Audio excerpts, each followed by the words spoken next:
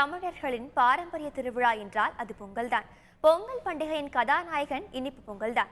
இதை செய்வதற்கு வெல்லம் தான் மூலப்பொருள். அந்த வெல்லம் எப்படி தயாரிக்கப்படுகிறது என்பதை தற்போது பார்க்கலாம். வெல்லம் செய்வதற்கு கரும்புதான் மூலப்பொருள்.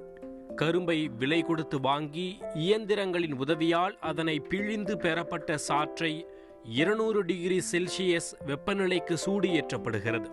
இதன் பின்னர் திட நிலையில் கிடைக்கும் வெல்லப்பாகு அச்சுகளில் ஊற்றப்பட்டும் ஊழியர்களால் உருட்டப்பட்டும் வெல்லமாக மாற்றப்படுகிறது. இது வெல்லம் தயாரிக்கும் முறையை பற்றிய சுருக்கமான விளக்கம்தான்.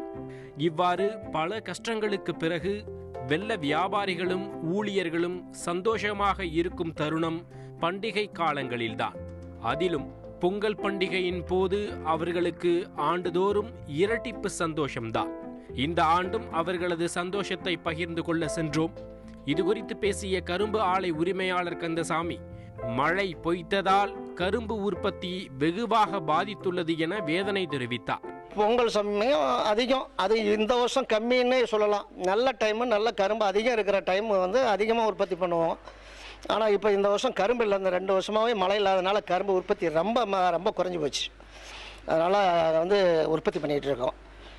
பொங்கலுக்கு போன மாதம் பண்ணதை விட இந்த மாதம் கொஞ்சம் சேர்த்து உற்பத்தி பண்ணிகிட்டு இருக்கிறோம்.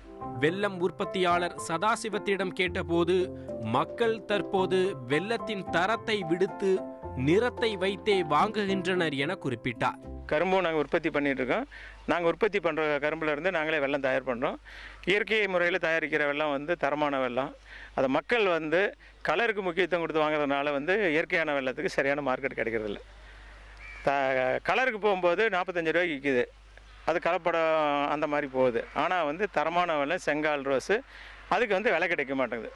இன்றைக்கி பொங்கல் நேரத்தில் மக்கள் அனைவரும் தரமான வெல்லமாக வாங்கணும். அது கலருக்கு முக்கியத்துவம் கொடுக்காத தரமான வெல்லம் வாங்கினா தான் அந்த பொங்கல் ருசியாக இருக்கும், பொங்கலும் நல்லா இருக்கும், விவசாயிகளும் நல்லா இருக்க முடியும்.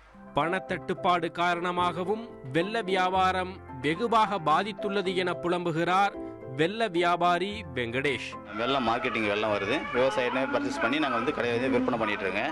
நார்மல் டைமில் 20 சிப்பம் 30 சிப்பம் வெல்லம் போவோங்க. இப்போ பொங்கல் டைம் மேலே ஒரு 50 சிப்பம் 100 சிப்பம் வெல்லம் போயிட்டுருங்க. மெயினாக பணம் தட்டுப்பாடாக இருக்குங்க. இப்போ பணம் பேங்க் செக்காக தான் கொடுத்தா விவசாயிங்க வாங்க மாட்டுறாங்க. விவசாயிங்க பணமாக கொடுக்க முடியல. மெயினாக வியாபாரம் அதனால தான் கொஞ்சம் சிரமமாக இருக்குங்க.